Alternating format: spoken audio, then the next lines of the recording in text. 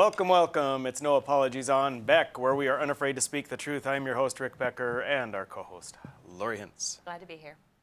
All right, so it's action-packed. It is We've got a action-packed. remote-in guest, really interesting topics we're going to be covering, primarily Afghanistan. Right. And then we've got an in-house guest, Right. PSC Commissioner Julia Fedorchak. Yeah, and I think that they're going to be both great guests, so stick around. Yes. So I am going to, I just want to talk a little bit, we've brought up articles and indications about inflation, about what's happening. I think the federal government is pushing us over a cliff. We've talked about how the Fed says this is transitory, but yet it keeps just getting bigger and growing. Right. There are more indicators that this is going to be a problem. Now, I hope to have Eugene Grainer on next week, where we'll talk about inflation and a new term, at least we haven't talked about on the program, stagflation. But bring up the first story here, if you will, gentlemen. The former Fed official warns of imminent risk to stability of global financial system. And this is former Federal Reserve official Donald Cohn. And it goes on to say he sounded the alarm about what he characterized as an imminent global financial crisis during a recent symposium on economic policy. Well, that's troublesome. Yeah, he says, quote, dealing with risks to the financial stability is urgent, he said during this Jackson Hole economic, it's a thing that they have every year there. And it was last week. According to MarketWatch, the current situation is replete with unusually large risks of the unexpected, which, if they come to pass, could result in the financial system amplifying the shocks, putting the economy, meaning the global economy, at risk. Now, the Fed Reserve Chairman, Jerome Powell, has said, no, this is transitory. Inflation is going to come back down to 2%. Makes me think, nothing to see here, folks. Exactly. Other economists don't agree with Powell, and they say that the risks of high inflation and stagflation are resulting from federal policies that they are implementing. Earlier this year, Peter Morici, economist emeritus, business professor at the University of Maryland, warned that Powell, the Fed Reserve Chairman, is enabling policies that are igniting the kind of inflation that followed the Vietnam War. Wow, that's... On top of Congress's spending, the Federal Reserve is keeping interest rates at depression levels, I'm quoting, depression levels, and printing money to purchase about $1.4 trillion in government and mortgage-backed securities this year. And despite the Fed's claims, economist Nouriel Roubini has also been warning for months that the federal economic policies would enable stagflation and sluggish economic growth. So the difference between inflation and stagflation. We're coming there. Let me say just one more thing. I've got a graphic for you. But Roubini says years of ultra-loose fiscal and monetary policies, which is what we've been bemoaning, have put the global economy on track for slow-motion train wreck in the coming years. When the crash comes, the stagflation of the 70s will be combined with the spiraling debt crisis of the post-2008 era, leaving major central banks in an impossible position, he recently argued. Now, stagflation, and this is the final part of this article, stagflation occurs when high inflation happens over a period of stagnant economic growth and high unemployment. Inflation measures how much prices change from one year to the next. Right. The Federal Reserve's target inflation is 2%. That's what they say is healthy. I don't know that I agree with that, but they say 2% is healthy.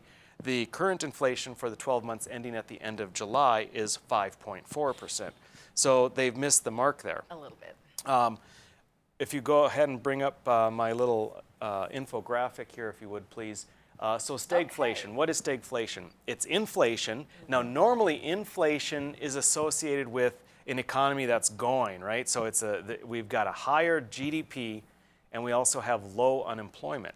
Okay. But stagflation, they're saying that it's really a perfect storm of bad things. It's inflation, it's low GDP, meaning the economy is down, which is why we have recession there in the lower left-hand corner.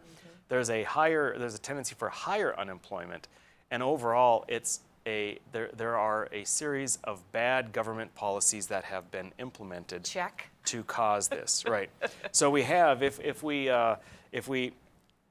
I guess, sort of summarize it, inflation. It's a sustained increase in the price of goods and services. Right. All right? And it is usually associated with high economic output.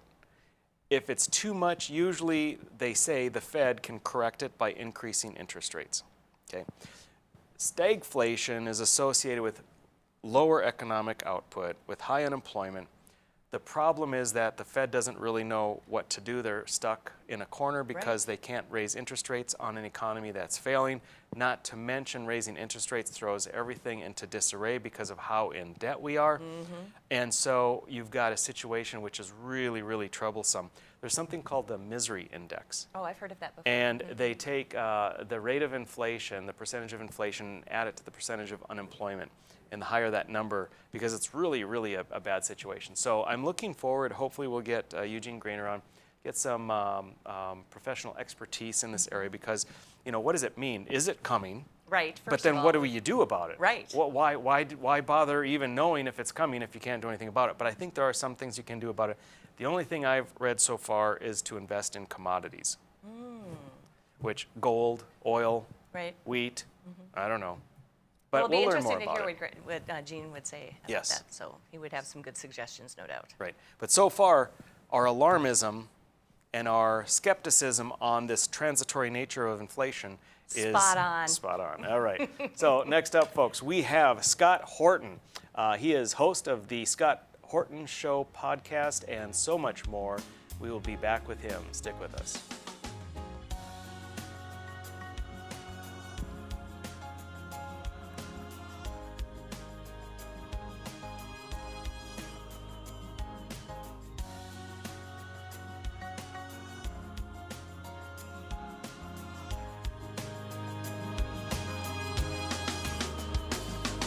When you can't find answers to your recurring health challenges, it can feel like your health and your future are being held hostage. The Wellness Way is a network of health restoration clinics that think and act differently to solve the health challenges others can't. Here, we disrupt the standard approach to care through a combination of testing, individual plans, and one-on-one guidance, putting your health and your future where they belong, in your own hands. 40 years ago, Aero Service Team started with one truck and lots of hard work. Times may have changed, but the hard work that we put in to get your lives back in order after fire, water, and disaster hasn't. Over the years, we've seen so many families lose their belongings due to water and fire damage. Restoring homes back to the original state has made every hour of hard work well worth it. Thank you for trusting our family with yours. When disaster strikes, you only have to make one call. Aero Service Team does it all. It's every American's right to bear arms. At Mandan Sporting Goods, we're here to help you support your Second Amendment rights, which reads, a well-regulated militia being necessary to the security of a free state, the right of the people to keep and bear arms shall not be infringed. Whether you're looking for a pistol for personal defense or collector gun, we have the staff to help you. We also have the area's largest inventory of ammo and reloading supplies. Mandan Sporting Goods, the area's local gun and ammo specialists. 40 years ago, Aero Service Team started with one truck and lots of hard work. Times may have changed, but the hard work that we put in to get your lives back in order after fire, water, and disaster hasn't. Over the years, we've seen so many families lose their belongings due to water and fire damage. Restoring homes back to the original state has made every hour of hard work well worth it. Thank you for trusting our family with yours. When disaster strikes, you only have to make one call. Aero Service Team does it all. Every great pizza has a secret. At New York To Go, that secret lies in our perfectly recreated New York water, the key ingredient to making our signature New York-style pizza. We also feature gyros, with the region's only gyro meat spit, plus Nathan's hot dogs, calzones, and our delicious jumbo buffalo wings. Try a 14-inch or our special giant 20-inch pizza tonight. You gotta know how to fold them if you want to hold them. New York To Go, we deliver for you. At Beck Communications, we've been planning for your future. Over the past decade, we've placed nearly 200,000 miles of dedicated fiber optics in the ground. Enough fiber optic strands to circle the world 8 times. Taking no shortcuts, we connected every home and business in our service area with dedicated fiber optics. It's your personal, unrestricted, unthrottled connection to the world. Best of all, this dedicated fiber means you do not share your connection. We call this intimate dedicated connection Beck Fiber.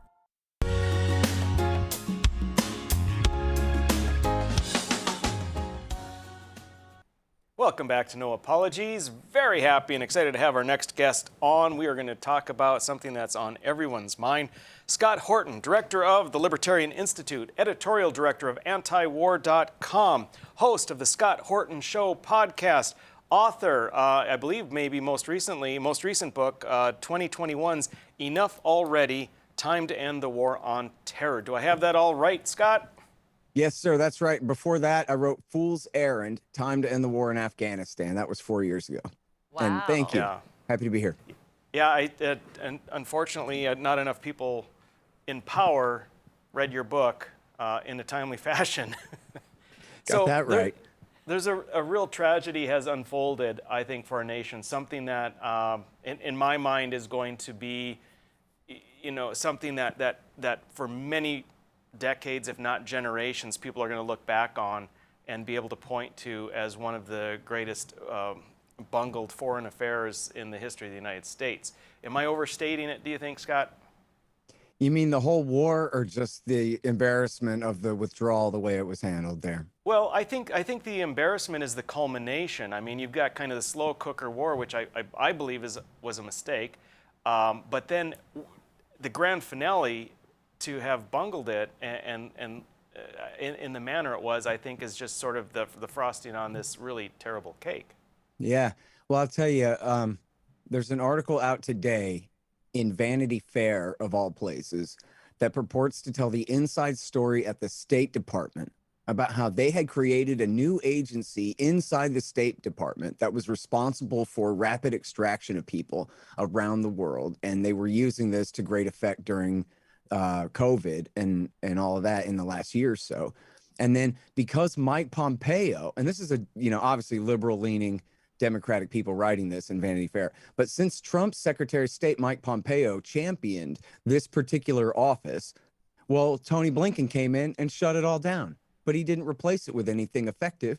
And so the State Department was essentially right in the middle of shooting themselves in the foot and shutting down their ability to evacuate their people right during the fall of Kabul. So, in other words, the withdrawal, just like the entire war, is a government program. And the thing is a complete disaster. It's no different than if you hired the Department of Health and Human Services to go and be in charge of extracting people at the end of a war. Or for that matter, as Harry Brown used to say about the U.S. Army, they're nothing but the post office with M16s. You send them over there to remake a wild foreign society in the middle of South Central Asia, and you think that could possibly work? I mean, think about it like this. What if any foreign nation, take your pick, came to America and propped up a new government over us and said, this is the natural government that represents the people of the United States. And those who fight against it, well, they're just all a bunch of foreign terrorists. And then how long could anyone with $1 trillion or $2 trillion or $20 trillion, how long could anyone put on that scam until finally local Americans with rifles succeeded in driving them back off of our shores where they belong? It's the same as if we tried this anywhere else, really. The only reason it worked in Japan and in Germany, which the hawks always cite, is because the Soviet Union was looming over their head. So their choice was either go with us or go with Stalin. So of course they went with us. And both of those had already previously been parliamentary democracies anyway, which is just, you're talking about doing that to Afghanistan? That'd be like the Afghans coming and trying to remake Texas or Colorado or North Dakota, take these lands from us. It'll never happen. Yeah. That's a great way to frame it, because it's something that I think everyone can relate to when you put it in those terms. I mean, we have this sense when you hear the neocons or whomever speak, we need to bring freedom to these people. But really what we're doing is bringing our culture and our way of life. But if you flip it, it's silly. We wouldn't even consider it. Where do you put and I'm not sure that there's anything positive that comes of this question, Scott, but I'll ask it anyway. Where do you put the greatest blame? On Bush, that got us there and then didn't subsequently take us out? On Obama or Trump, that didn't get us out? Or with Biden, that got us out, but in a horrendous manner? Yes, absolutely right. Okay. I see what you're saying there. Yeah, I mean, look, obviously the lion's share of the responsibility is on George W. Bush here. You know, they knew good and well, like the American people did not, but in the Bush government, they certainly knew good and well the difference between Al-Qaeda and the Taliban. In fact, this is why so many people became 9/11 truthers, is because we were told the story that we were attacked by the Taliban, a bunch of hillbilly cavemen from the town of Bedrock on the far side of the planet, and they hate us because of how free we are. And it just doesn't make sense. So people thought, well, Dick Cheney must have done it so he could attack Iraq or something like that. But the reality was, it wasn't Afghans who attacked us at all. It was Egyptians and Saudis who were hiding in Afghanistan, and they were, you know, the somewhat unwelcome guests of the Taliban regime at the time. But it just wasn't the same thing. And from the very beginning of the war, instead of going right where they knew bin Laden, at least where there was a very good chance he would be, at the Lion's Den hideout in Tora Bora in the White Mountains in Nangarhar province, which is where they lost him. But that's where ABC News and CNN had interviewed him in the past. Everybody knew that was his hideout there. And instead of dropping all the resources we had there, they sent them all to the north of the country to help the Northern Alliance fight their civil war against the Taliban. Why? Meanwhile, bin Laden got away. They didn't even begin to try to isolate him and capture him until the beginning of December, more than 6 weeks, 8 weeks into the war. And then they legendarily refused to give the Delta Force and the CIA, the Rangers, Green Berets, and Marines that they were desperately begging for reinforcements to come and seal the Pakistani border. And then, I know you've all heard this a million times, then bin Laden slipped across the border into Pakistan. I just read the new version of this in the New York Times yesterday. He melted across the border. What does that mean? It means they can't finish the sentence for you. They just want you to change the subject. They can't address the question of why the Delta Force was not allowed to follow bin Laden into Pakistan. It's not like he went to Russia, where obviously we can't send soldiers into Russia, can we? But this is Pakistan. This is a friendly nation, which was already at that point, you know, at our feet, loyal to our goals, under absolute threat by the Bush administration to cooperate. And they were cooperating. So they could have easily sent Delta Force after him. And Bush, I believe, made the deliberate decision to let Osama bin Laden escape. So because they needed that Emmanuel Goldstein figure from George Orwell's 1984, the boogeyman, the permanent scary enemy out there who's out to get you. And first and foremost, because they wanted to go to Baghdad. And they had to spin this conspiracy theory to scare your mom, essentially, right? That Saddam Hussein could give his chemical weapons to Osama bin Laden. And then, but who cares about that if bin Laden's already dead? And the American people believe that justice has been done, the guilty have been punished, and the war is over. And that's what you get for messing with America. Now you're telling me a year and a half later, we have to start a whole other war against a country that didn't attack us? They needed him alive so they could pretend that he was still a threat to the American people out there. And this is the real tragedy of the whole thing. Well, one, you know, terrible irony of the whole thing is that what bin Laden was trying to do was provoke us into invading Afghanistan. It's asymmetric war. It's a tiny little group of bandits, 400 little terrorist criminals hiding out in Nangarhar province, trying to take on the global superpower. Well, how do you do that? There's only one way to do that: to give our cynical, corrupt government an excuse, a crisis to exploit, so they could accomplish their own agendas. And so just as the Americans had helped to bait the Soviets into invading Afghanistan in the 1980s in order to give them their own Vietnam, to bog them down and bleed them to bankruptcy, with America's help, this is where Al-Qaeda came from, was Jimmy Carter and Ronald Reagan helped them do this to the Soviets. And bin Laden just said, we're going to do the same thing to the Americans next. And that's exactly what we've been helping them do to us for the last 20 years. Yep, I agree. I absolutely think we were duped. I've got some follow-up questions on what you've just said there. We're going to take a quick break here, and we will be right back with Scott Horton. Thank you.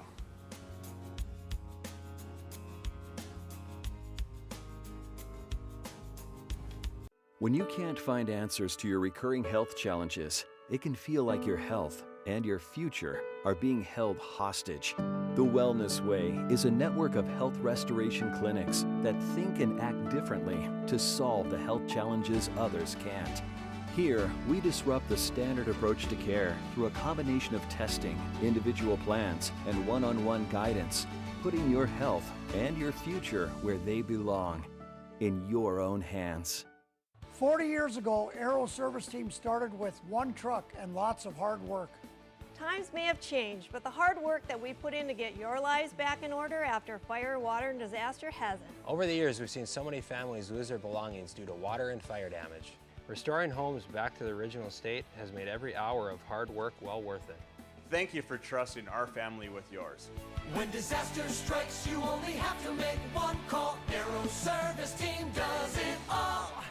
Prairie Patriot Firearms and Training is the region's most complete gun and training center. 5-lane indoor range, a gun shop, and a certified training facility. Firearms training courses are offered daily for new, intermediate, and advanced shooters. If you're not comfortable in a classroom setting, Prairie Patriot offers one-on-one private lessons, from basic self-defense training to concealed weapons testing, along with a full line of guns, ammunition, holsters, and concealment clothing. Prairie Patriot, 3930 Memorial Highway, prairiepatriot.com.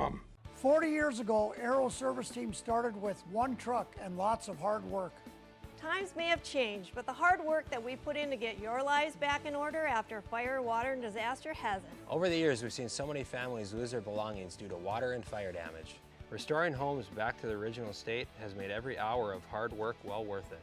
Thank you for trusting our family with yours. When disaster strikes, you only have to make one call. Aero Service Team does it all. Every great pizza has a secret. At New York To Go, that secret lies in our perfectly recreated New York water, the key ingredient to making our signature New York-style pizza. We also feature gyros, with the region's only gyro meat spit, plus Nathan's hot dogs, calzones, and our delicious jumbo buffalo wings. Try a 14-inch or our special giant 20-inch pizza tonight. You gotta know how to fold them if you want to hold them. New York To Go, we deliver for you.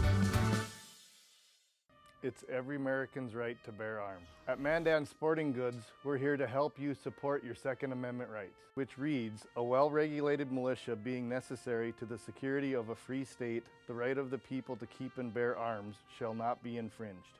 Whether you're looking for a pistol for personal defense or collector gun, we have the staff to help you. We also have the area's largest inventory of ammo and reloading supplies. Mandan Sporting Goods, the area's local gun and ammo specialists.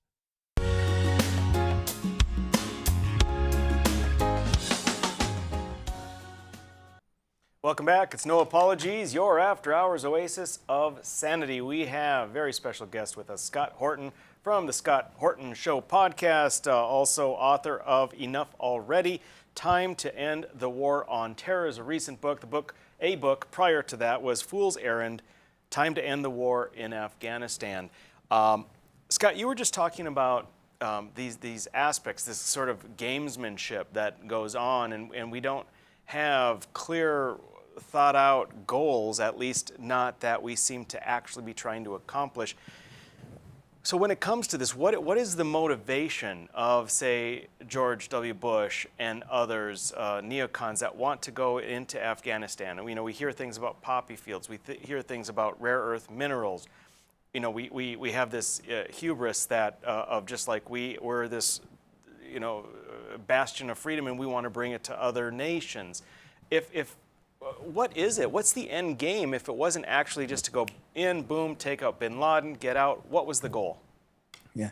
Well, I mean, obviously the overriding reason for the invasion was to get Osama bin Laden and Al-Qaeda, who had attacked us. And they knew that it was bin Laden and his group that had attacked us because they knew the attack was coming all summer. And even though the CIA had been warning Bush, they say that their hair was on fire, that they were so upset and trying to get the Bush administration to pay attention.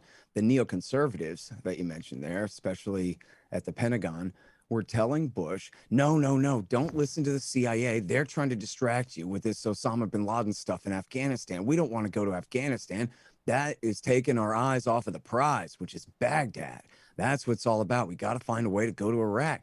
And so this is one of the reasons that they didn't do their job for their first 8 months on the job, defending this country, supposedly, being our security force, was because those who were concerned about bin Laden were told basically to be quiet because they were, getting in the way of the narrative.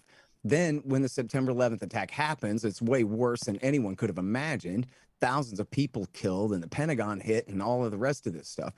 Then they said, great, an excuse to go to Iraq. We'll just use this and we'll just figure out, we'll pretend that, it's them Arabs and Islamic extremists and so forth over there. You don't need to learn geography right now, but it's, some of them Arabs did it. And so we're going not just to Afghanistan, but we're going to Iraq too. And we're going soon enough for you to confuse the issue.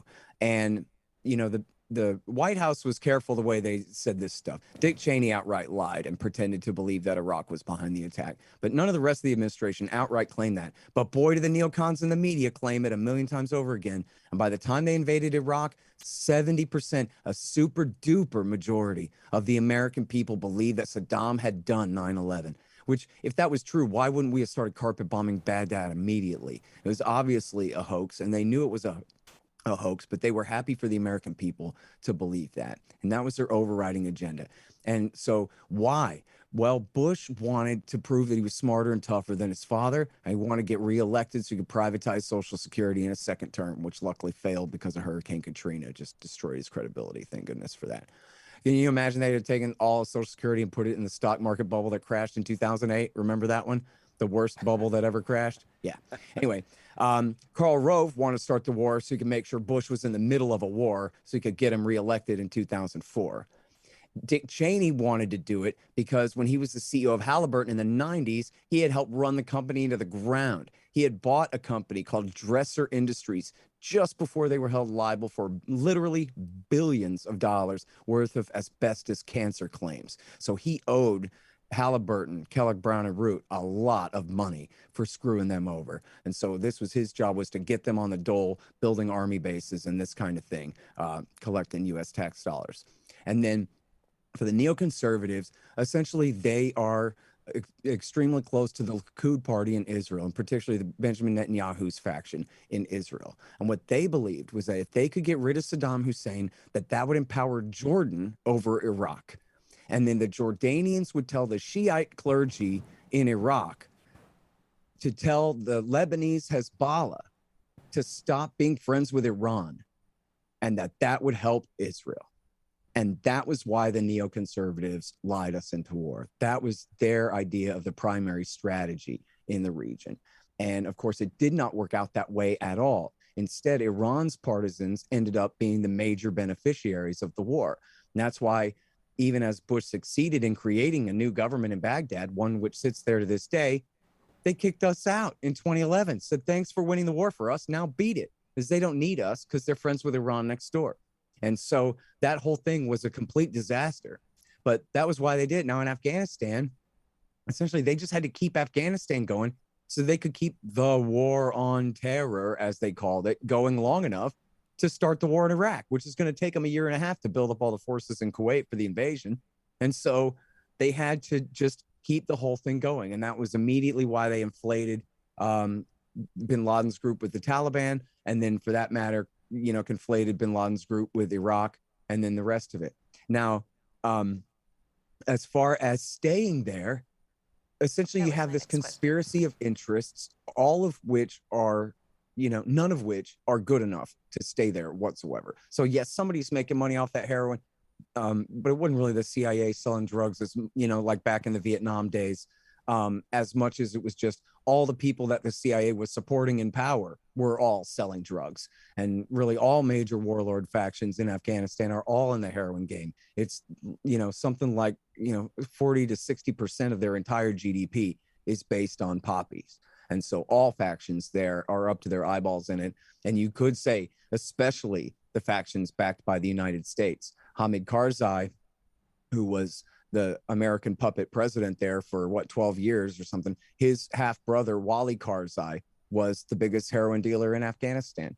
I saw Matthew Ho said that might make him the biggest heroin dealer in the world there for years until the Taliban finally killed him.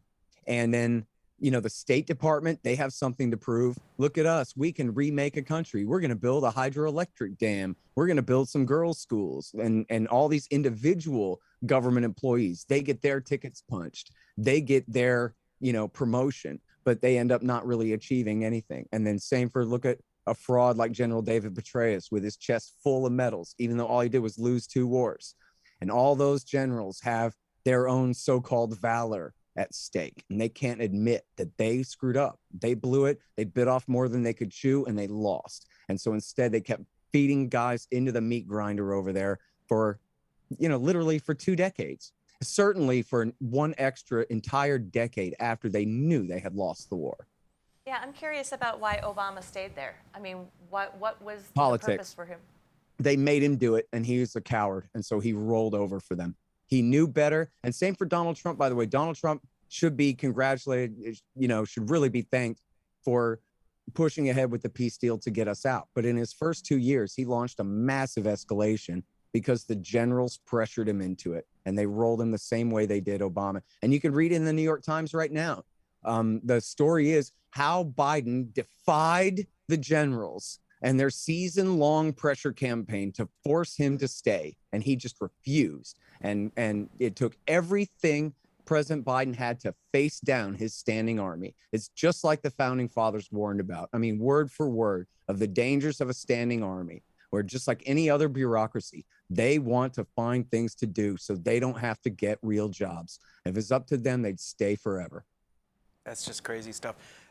Scott, when I hear the tapes regarding Vietnam with Kennedy and Johnson and Nixon, I just get so angry. And when I think about what took place in Afghanistan and Iraq, I also get so angry because it's all about politics. We lose our young men and women because of gamesmanship and politics. And I'm wondering, I mean, I'll bring up your book again, enough already, the Time to End the War on Terror.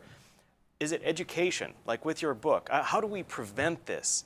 I mean, it's been about 50 years since Vietnam, right? I mean, is there anything we can do? Is it an inevitable consequence of having a republic government like ours or any of the others, I suppose? Is there anything that people can do to say, no, we aren't going to send our young men and women over for your next political endeavor, your exploit? What do we do? Yes, and thank you for asking that. It's a great way to frame it. And the reality is the American people, just like really anyone in the world, you get the government that you want. Ron Paul said, look, even in the Soviet Union, when people didn't believe in it anymore, in this totalitarian state, it just ceased to exist. It fell apart right in front of all of our eyes. And so if the American people decide we are supposed to have a limited constitutional republic, not a world empire. We're not supposed to be the global hegemon. If somebody wants to have a world empire, let the Europeans have their world empires. That's not our legacy. We're supposed to be the light of liberty, not the laser designator for satellite guided bombs on innocent people. And so if we live up to our highest ideals in our Declaration of Independence and our Constitution and Bill of Rights, then there's no room for a world empire whatsoever. The doctrine of global hegemony would have to be absolutely renounced. And we could be a normal country in a normal time. Simple as that. Very, very well said, Scott. It could have been like that for the last 30 years, by the way. They didn't have to embark on this world empire after the fall of the Soviet Union. They could have abolished NATO, brought all the troops home, not cared at all whether Iraq invaded Kuwait, and stayed home. And it didn't have to be this way at all. That would have been nice. Scott, thank you so much for being with us. I know that our viewers are going to be taking a look at your website, taking a look at your book. Really appreciate your insight on this. Thank you for being with us.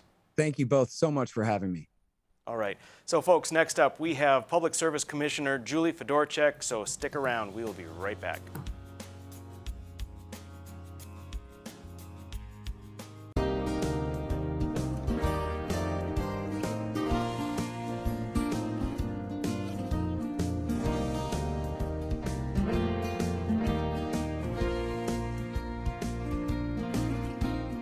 When you're buying windows, make sure you're comparing apples to apples. Hi, I'm Jesse with the Window Source. We only sell you the best windows and doors for the best price. Call the Window Source. Just because you pay less doesn't mean you get less. Every great pizza has a secret. At New York To Go, that secret lies in our perfectly recreated New York water, the key ingredient to making our signature New York style pizza. We also feature gyros with the region's only gyro meat spit, plus Nathan's hot dogs, calzones, and our delicious jumbo buffalo wings. Try a 14-inch or our special giant 20-inch pizza tonight. You gotta know how to fold them if you want to hold them. New York to go. We deliver for you. Hello, I'm Mike Lindell, inventor of MyPillow. Thanks to your support, you've helped make MyPillow become one of the fastest growing companies in America. Over the last 12 years, you've helped MyPillow create thousands of jobs right here in the USA. When I got MyPillow, I'm asleep almost immediately. I stay asleep at night and I wake up more well-rested in the morning. That's why I invented MyPillow. My patented fill adjusts to your exact individual needs and helps keep your neck supported and aligned. I'm interrupting this commercial right now. Retailers have canceled MyPillow, and to thank you for your support, I'm gonna pass the savings directly on to you. Go to MyPillow.com right now to get deep discounts on all MyPillow products. For example, you can get my premium MyPillows, regularly $69.98, now just $29.98, the lowest price ever. For the best night's sleep in the whole wide world, visit mypillow.com. It's every American's right to bear arms. At Mandan Sporting Goods, we're here to help you support your Second Amendment rights, which reads, a well-regulated militia being necessary to the security of a free state, the right of the people to keep and bear arms shall not be infringed. Whether you're looking for a pistol for personal defense or collector gun, we have the staff to help you. We also have the area's largest inventory of ammo and reloading supplies. Mandan Sporting Goods, the area's local gun and ammo specialists. At Beck Communications, we've been planning for your future. Over the past decade, we've placed nearly 200,000 miles of dedicated fiber optics in the ground, enough fiber optic strands to circle the world 8 times. Taking no shortcuts, we connected every home and business in our service area with dedicated fiber optics. It's your personal, unrestricted, unthrottled connection to the world. Best of all, this dedicated fiber means you do not share your connection. We call this intimate dedicated connection Beck Fiber.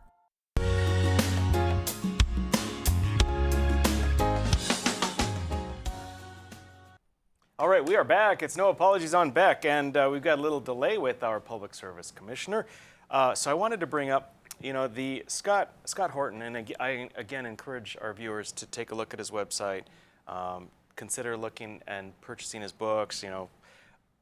I think it's a perspective that's very good to have, and I know that it's counter to a lot of where many of our viewers are at, Right. which is, they came, we had 9/11, we're not taking that, we're gonna go out, we're gonna kick some butt. And George Bush, who's on our team, if you will, with conservatives and so forth, said we're gonna do this.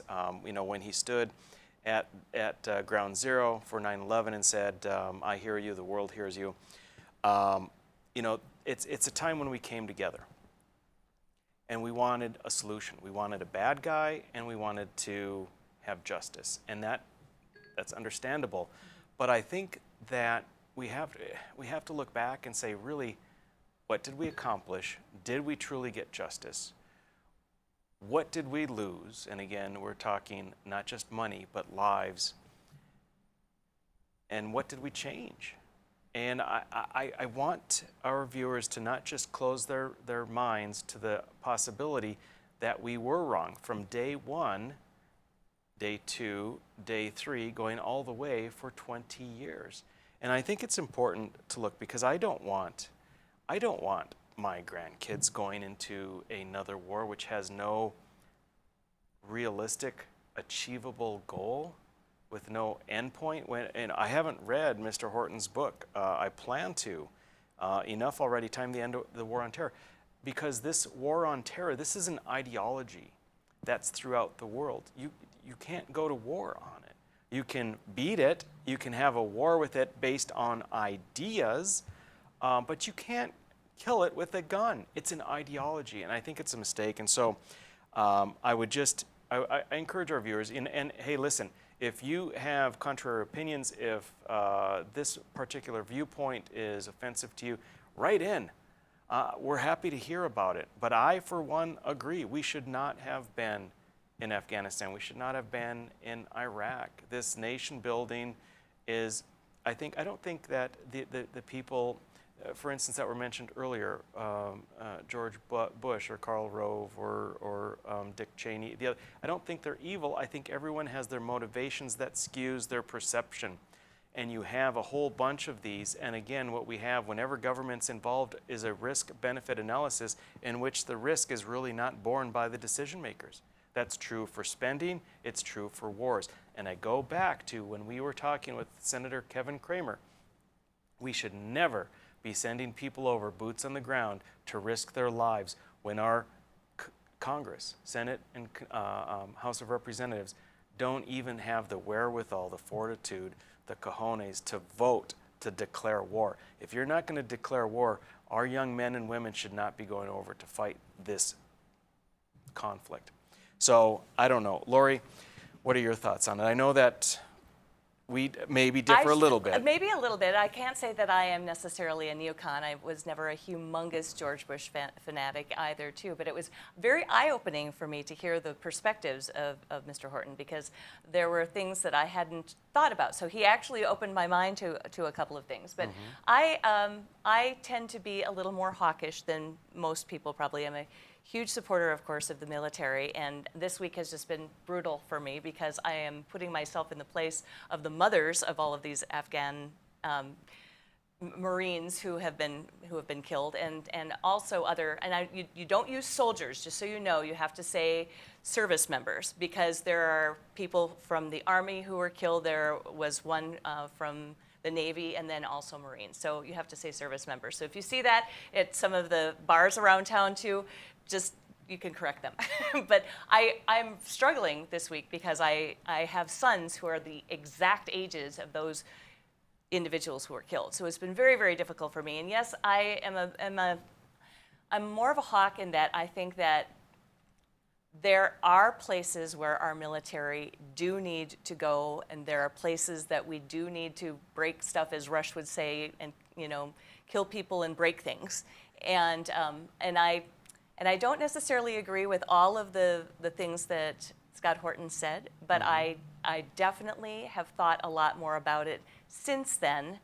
Since you have brought that perspective. I mean, you've said that on this program as well. You've already said, why are we there with, and I had never really thought about it. And I'm one of those people, unfortunately, who just simply went along, and I think most people do this with the schools, do this with their community. They don't actually take the time to question what the government is doing. There's a patriotic fervor. Yes. And you go with it, and there's a brotherhood or camaraderie. There's a community. Precisely. And that community becomes the whole nation. It's very, very powerful. Yeah. But I do want to say one thing, because you said you support the military, as do I. In fact, this weekend I was at my brother-in-law's place, who is in the military, and he's beside himself, as his wife, who's with law enforcement as well, beside himself. And what I would say is, I'm very supportive of the military. And I just want to clarify that not wanting our military to go on into these foreign exploits is not being unpatriotic. Unpatriotic or not supporting them. Right. It's like law enforcement. I agree. So I want to be clear on that. And then also George W. Bush. I think he's a kind, genuine person. And again, that's why I kind of clarified it. I don't think they're evil, but I think he was just dead wrong. And so, because what I would do is challenge our viewers. I'd challenge you, Lori. Since anytime after World War II, I want to look and see what we accomplished when we sent our men over, and more recently our men and women over to get killed. What did we accomplish? And how would you feel about it? You said your boys are the age. Your boys could have been some of those killed. If your boys had been killed, was it worthwhile? Would you be able to say they fought for freedom? I don't think that those people who went and were deployed to Afghanistan or Iraq were there in vain. I do not think they were there. Did they fight for our freedom? They fought for the freedom of all Americans, in that they felt that, you're a nice face. But I'm sorry. No, I apologize. I don't mean to make a face. I'm sorry. But I do not think that when they were given orders and they were told to do something for the military, they accomplished what they were told to do. They died with honor. They died with valor. Yes. I agree with you. Yes. Their death did not serve a purpose. Therefore, they died in vain. They did not protect. They were not asked to protect our freedom. They were asked to do something they did it with honor. And that's the problem I have, is nobody's freedom was at risk.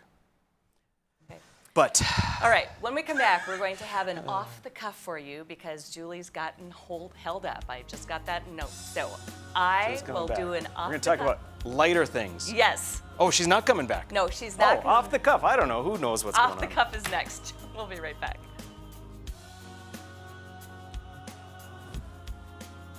When you can't find answers to your recurring health challenges, it can feel like your health and your future are being held hostage. The Wellness Way is a network of health restoration clinics that think and act differently to solve the health challenges others can't. Here, we disrupt the standard approach to care through a combination of testing, individual plans, and one-on-one guidance, putting your health and your future where they belong, in your own hands. 40 years ago, Aero Service Team started with one truck and lots of hard work.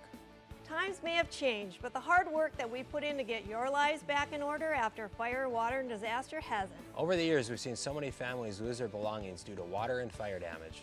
Restoring homes back to the original state has made every hour of hard work well worth it. Thank you for trusting our family with yours. When disaster strikes, you only have to make one call. Aero Service Team does it all. Spas, etc.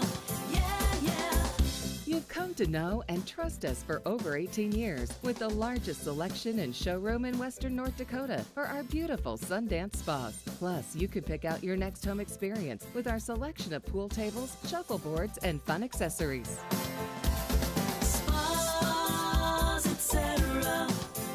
Your relaxation destination on Main and Bismarck. 40 years ago, Aero Service Team started with one truck and lots of hard work. Times may have changed, but the hard work that we put in to get your lives back in order after fire, water, and disaster hasn't. Over the years, we've seen so many families lose their belongings due to water and fire damage. Restoring homes back to the original state has made every hour of hard work well worth it.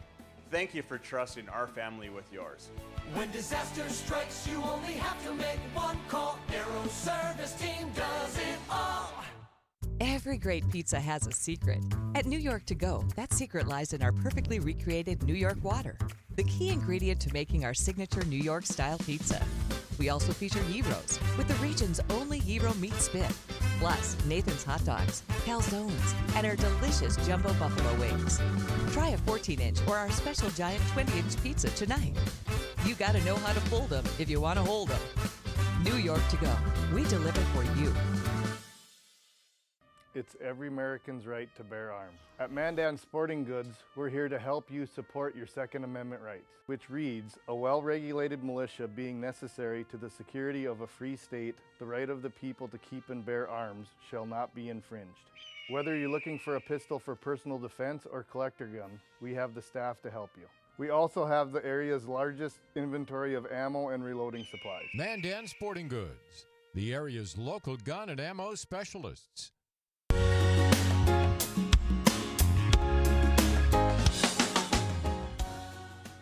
Welcome back. It's No Apologies. And yes, once again, folks, you made it, our final segment. And we do not have our Public Service Commissioner in the house tonight. She cannot come. It's However, kind of funny because I said she was coming last night because I was just wrong because I was mixed up. And then promised you she's coming tonight. Turns out she's not. she can't. So, however, we will have her still on the show. We'll reschedule her. However, I always have ready, at the ready, and off the cuff just in case. So Now, in case you want, we could talk more about the deaths of soldiers because I know you were going. I don't think so. I really want to talk. I know. About I think off we the cuff. kind of got dark enough. It's we so got hard. dark enough It's because just- It's dreadful. It's a been a sad tough thing. week. It is. People ask me. I put a Facebook post out that was talking about putting the armor of God on, and this is why, because I felt like it was so dark. It's very heavy. It is. It's affected me. I think it's affected a lot of people. This is very, very heavy, but that's why we're going to move on and, Okay, and go to so something else. my first story comes from a Fox News article that I saw. It was published 5 days ago, and it is an article titled "Mother Rips High School's Decision to Make Athletes Wear Ankle Monitors. There was no consent." Eatonville High School Board shelves ankle monitor program for athletes after parental pushback. Ankle I know, like that was my face. So they can monitor where they're at? Well, let me read it here. Okay. A Washington State mother said Thursday she was horrified by her daughter's high school not informing parents about having athletes wear ankle monitors as part of an effort to enforce social distancing to prevent the spread of COVID-19. She said, I dropped my daughter off at a practice on Monday for volleyball. She had sent me a text saying, hey, Mom, they're putting an ankle monitor on me. This is really weird. So that is how I found out, Nikki Hadman told Fox and Friends. Hadman contacted Eatonville High School to confront the athletic director about the ankle monitors. He indeed tells me that he did put a tracking monitor on my child. He apologized and said he would speak to the coach that did it. It was very short and sweet. There were no answers or who was accountable for it or what the repercussions that were there. There was no consent, Hadman added. The Eatonville School Board then shelved the ankle monitor program for athletes after parental pushback. This is where we are now. They're just randomly putting ankle monitors on your children in high school. Well, this is a symptom of a larger problem. Obviously, yes. Now, hey, you haven't asked the formal question yet, Okay, but my formal question okay, go is ahead. it okay to put ankle monitors No. on children? No. This is part of a, this is an Symptomatic. example of a bigger problem where government, and yes, I include public schools, believe that they have proper jurisdiction over our lives and certainly over our children's lives where they have none. And we talk about this Overton window. The Overton window has moved where we've become complacent. We've acquiesced to these little incursions where, well, we're used to it, it's no big deal. You know, if you go back 3 generations, they would be appalled at what we tolerate as far as government involvement in our lives, government control in our lives, government control over our children. Right. And we, you know, we talk about the greatest generation, right? It has happened on the greatest generation's watch and the millennial watch and the Gen Xers watch and the Gen Zers watch, the millennial watch. We are letting it slide. And I don't know where it stops. I mean, I really don't know. It's just okay to think that a school would actually get to the point of placing the ankle monitors on and not think to themselves, "Holy crap, we've maybe really overstepped a little bit." We've reached way over our skis on According this to one. the district, the proximity monitors give information about contact made while participating in high contact sports. Such information helps the school then, they say, determine who may need to quarantine in case of a positive COVID-19 test. So that's the little way Jeez, in. Martha Quinn. And then, according to the FAQ, or the frequently asked questions on the district website, the monitors are not tracking students. They're not tracking students. Instead, the monitors contain radio-based sensors that track the distance between individuals wearing the device, as well as length of time spent near one another. That's tracking. Yeah. Here, let me just speak on this. See, this is a good topic. This is something we should have spent a whole dang Probably. show on. So listen, we must fight against this incrementalism. Yep. It's incrementalism. We talk about the Overton window. Government intrusion in our lives, loss of liberty in our lives, our children's lives, happens so slowly. And we can't, our enemy is not just the government entity or the elected officials or the people that say, we want more government.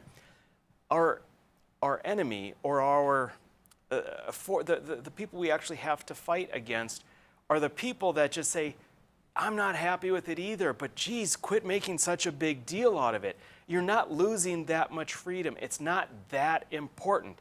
And that's the problem, is because there are 1,000 little cuts in our liberty that actually end us. And that's where we have to stand up and not be embarrassed to say, look, I'm saying no. Yes, I know it seems trivial. It's tiny.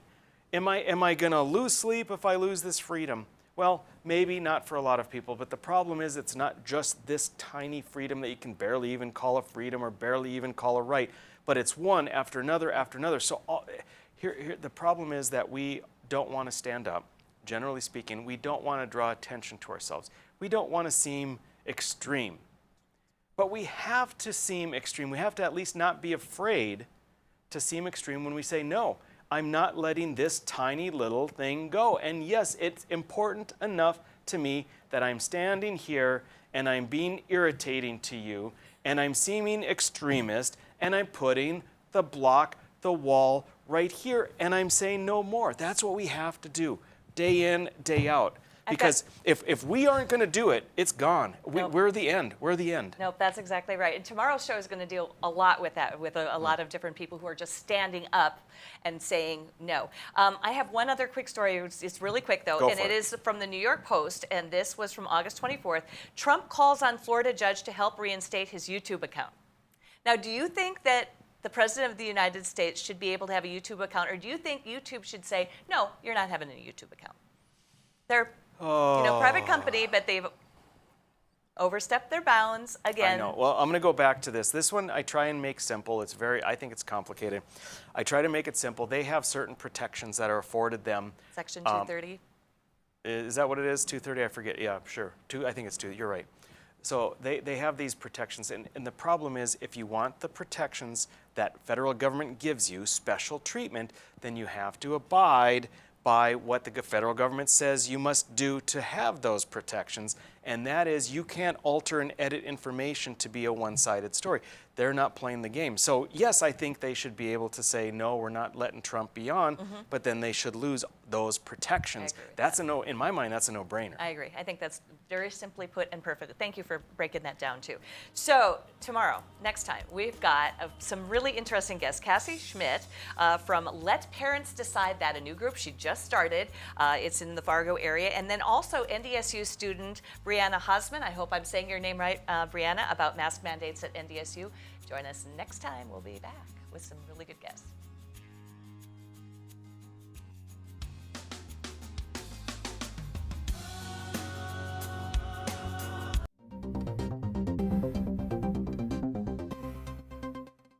Hello, I'm Mike Lindell, inventor of MyPillow. Thanks to your support, you've helped make MyPillow become one of the fastest growing companies in America. Over the last 12 years, you've helped MyPillow create thousands of jobs right here in the USA. When I got MyPillow, I'm asleep almost immediately. I stay asleep at night and I wake up more well-rested in the morning. That's why I invented MyPillow. My patented fill adjusts to your exact individual needs and helps keep your neck supported and aligned.